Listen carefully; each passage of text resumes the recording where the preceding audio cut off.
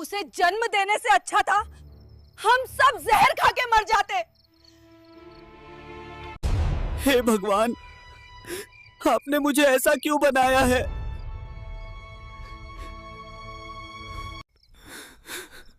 भगवान, इसका जिम्मेदार आप ही होंगे।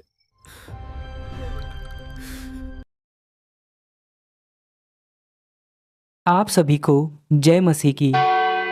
प्रभु यीशु मसीह के नाम में हमारे एक और नए वीडियो में आपका हार्दिक स्वागत है। दोस्तों, बाइबल कहती है यदि हम सच्चे और जीवित परमेश्वर यीशु मसीह के सामने अपने पापों को मान लें तो वो हमारे पापों को क्षमा करने और हमें सब अधर्म से शुद्ध करने में विश्वास योग्य और धर्मी है, क्योंकि वो स्वयं पवित्र परमेश्वर हैं। उनमें कोई भी पाप नहीं है। दुनिया में बहुत सारे लोग हैं जो असहाय हैं, जीवन से हारे हुए हैं, लाचार और कई प्रकार की समस्याओं से घिरे हुए हैं। वे लोग प्रार्थना करते हैं, परमेश्वर के सामने अपना दुख दर्द बयां करते हैं, अपने गुनाहों के लिए माफी भी मांगते हैं, लेकिन जीवित परमेश्वर यीशु मसीह से नहीं बल्कि इस संसार के ईश्वर से, जिसके कारण उन्हें सच्ची शांति नहीं मिलती, उनका उत्तर और समाधान उन्हें नहीं मिलता। अब ऐसी परिस्थिति में कुछ लोग नास्तिक बन जाते हैं तो कुछ लोग हताश होकर सच्चे परमेश्वर को ढूंढे बिना ही खुद खुशी कर लेते हैं, लेकिन कुछ लोग जीवित ईश्वर और अपने सच्चे उद्धारकर्ता को खोजने का प्रयास करते हैं। तो ऐसे मनुष्य, चाहे वो मरने वाला ही क्यों न हो,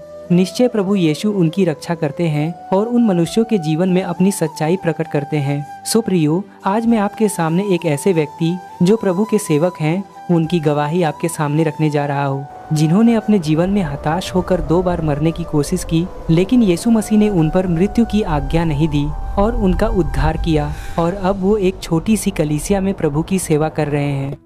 आज मैं अपनी कहानी और विश्वास की गवाही आप सबके साथ बांटना चाहता हूँ। और मैं आपको बता दूं कि ये वही प्रभु के सेवक हैं जिन्हें परमेश्वर ने अपनी सच्चाई को मुझ पर प्रकट करने के लिए इस्तेमाल किया और मेरा उद्धार किया। उसी का फल है कि आज मैं इस प्रकार की गवाहियां YouTube के द्वारा आपके सामने रख रहा हूं। तो आपसे आग्रह है, इस गवाही को पूरा देखें, और उनका भी YouTube पर एक चैनल है, आप जरूर उन्हें सब्सक्राइब करें और प्रभु के वचनों में आगे बढ़ें। तो देखिए अब उस भाई और प्रभु के दास सलमान हेम्ब्रम की गवाही। सभी को जय मसीह की। पहले मैं परमेश्वर को धन्यवाद देता हूं कि इस जीसस वचन यूट्यूब चैनल के माध्यम से मेरे जीवन की गवाही को आपके सम्मुख रखने के लिए परमेश्वर ने सुंदर मौका दिया। उसके साथ ही मैं जीसस वचन यूट्यूब चैनल के ओनर जोसेफ भाई को भी मैं तहे दिल से धन्यवाद देता हूं। मेरा नाम सलमान हेम्ब्रम है और मैं उड़ीसा से बिलोंग करता हूं और मैं एक नॉमिनल क्रिश्चियन परिवार से जन्म लिया हूं।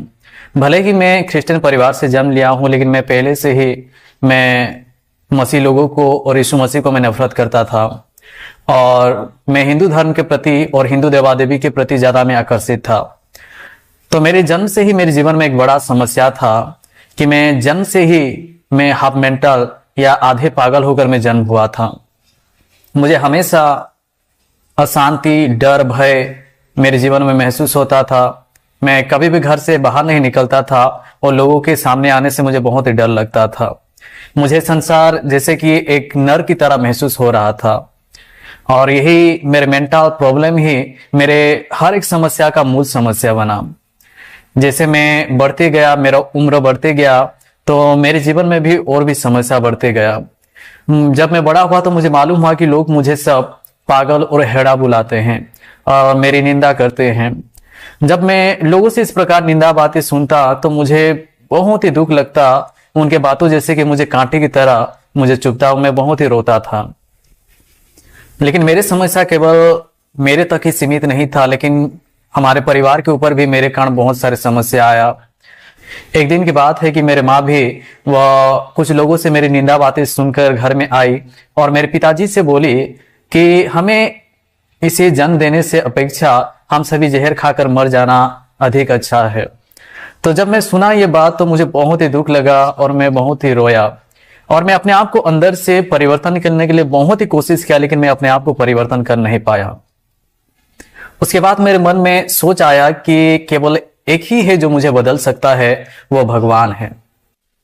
तो उस समय मैं हिंदू देवा देवी को मैं विश्वास कर रहा था, तो इसलिए मैंने क्या किया कि मेरे घर में जितने भी हिंदू देवा देवी हैं उनके फोटो को मैंने चिपकाया, और खास करके मैं एक हनुमान भक्त था और हनुमान को मैं पूजा करता था।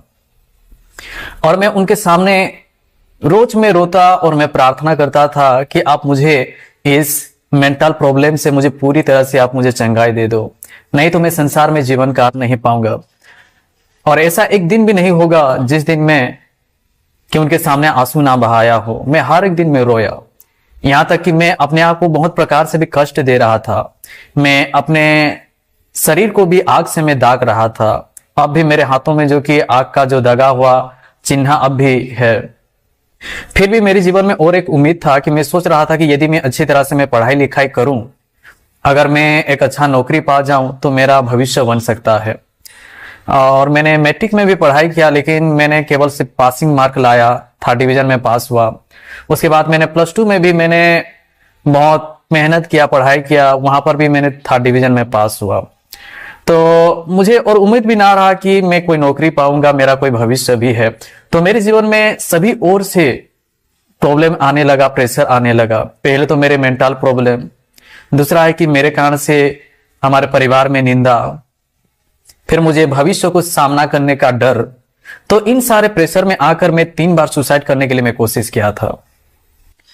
तो पहली बार मैंने चूहा मारने का दवा या चूहा मारने का जहर में खरीद कर लाया, और मैं सुबह ही उठा और अपने देवा देवी को मैंने पूजा किया और उनको मैंने बोला कि देखो, मैं जहर खा के मैं मरने के लिए जा रहा हूं और आप लोग मेरे मरने के लिए जिम्मेदार हो, क्योंकि मैं जीना चाहता हूं, लेकिन आप मुझे चंगाई नहीं दे रहे हैं, इसलिए मुझे मरना पड़ेगा। और मैंने ये प्रार्थना करके मैं जहर खा लिया और उसी ही पूजा जो करता हूं उसी स्थल में बैठा रहा, सोच कर कि मैं मर जाऊंगा। लेकिन बहुत घंटे बीत गए, लेकिन फिर भी कुछ नहीं हुआ। पूरा दिन बीत गया और मैं नहीं मरा। तो मैं सोचने लगा कि ये कैसे हुआ कि मैं जहर खाकर भी मैं नहीं मरा। तो मैंने सोचा कि शायद ये जहर डुप्लीकेट होगा। मैं जहर खाकर भी नहीं मरने के बाद मैं फिर एक बार सुसाइड करने के लिए मैंने निर्णय लिया, और मैंने दूसरी बार मैंने रस्सी लगाया था। हमारे घर जो कि लकड़ी और पुआल का घर है, तो हमारे घर का एक लकड़ी में मैंने रस्सी लगाया, लेकिन भाग्यवशतः मैं रस्सी अपने गले पर लगाने के बाद वो लकड़ी कमजोर होने के कारण वो मेरे वजन संभाल नहीं पाया, इसलिए मैं नीचे गिर गया। मैं दूसरी बार आत्महत्या करने में विफल होने के बाद मैंने निर्णय लिया कि मुझे जैसे करके भी मरना होगा, इसलिए मैंने तीसरी बार आत्महत्या करने के लिए मैंने फिर अटेम्प्ट किया।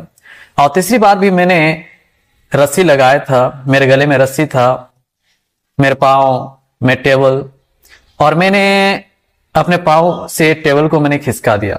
तो आप खुद को सोच कर देखिए कि जब टेबल वो नीचे खिसक जाने के बाद क्या होगा। नीचे इंसान वह नीचे खिसक कर वो दम घुट कर वो मर जाएगा, लेकिन ऐसा मेरे साथ नहीं हुआ, लेकिन मैं हवा में ही लटका रहा ना। टेबल नीचे गिरने के बाद मैं सोच रहा हूं कि अब तो टेबल नीचे गिर गया है, मैं अभी दम घुट कर मैं मर जाऊंगा।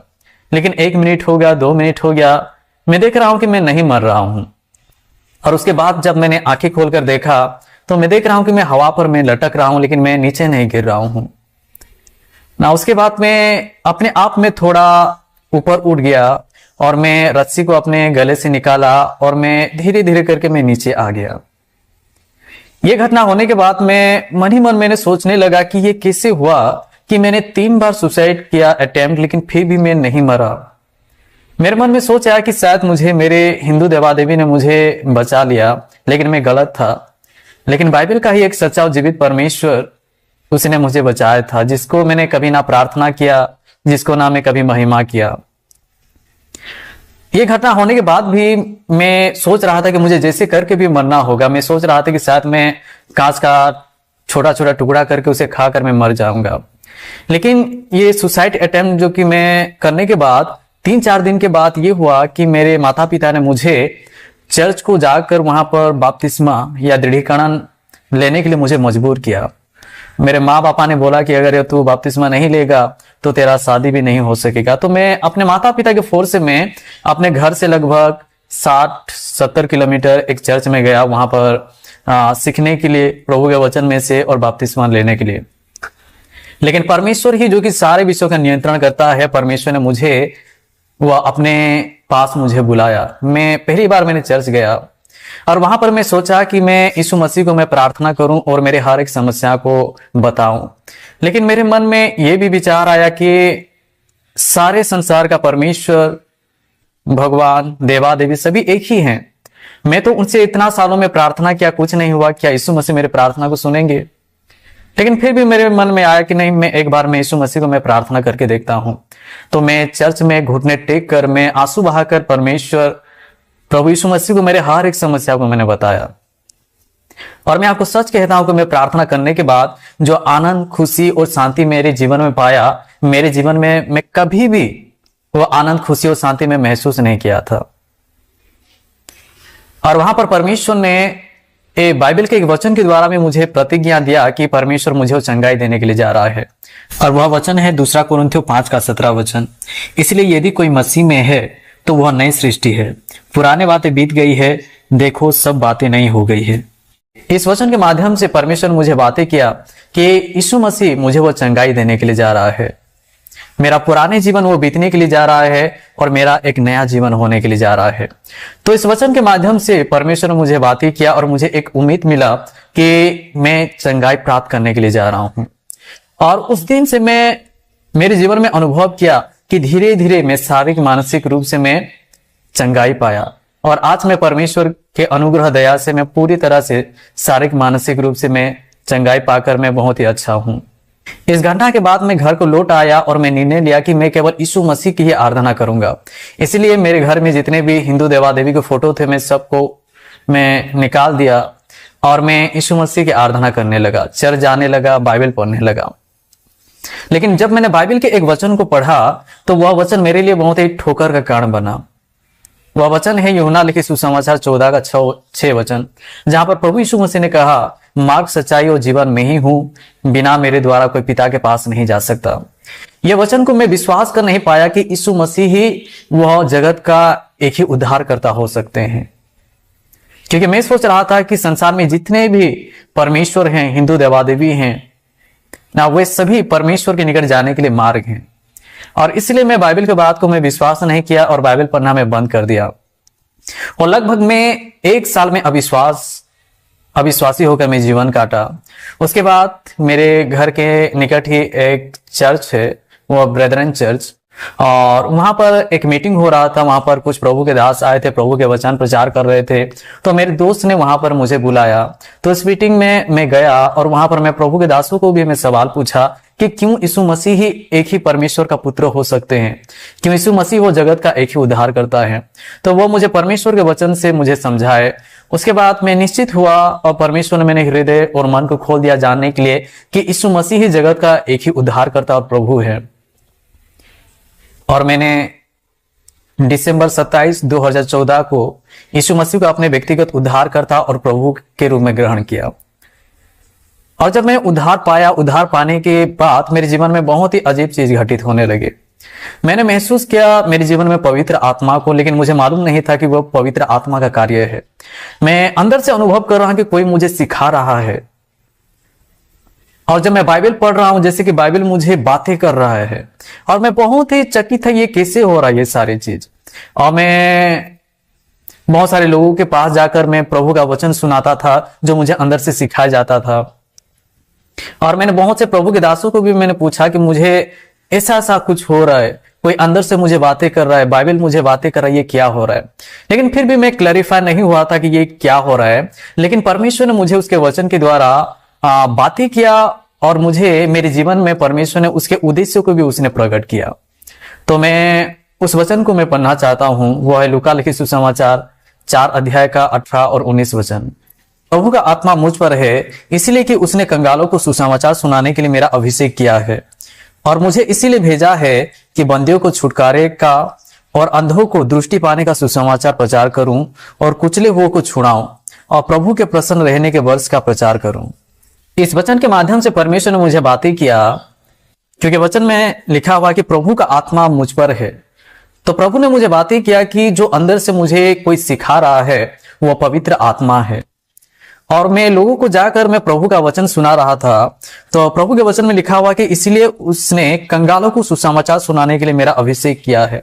तो परमेश्वर ने मुझे कहा कि मैं जो प्रचार करना हूं ये सुसमाचार है।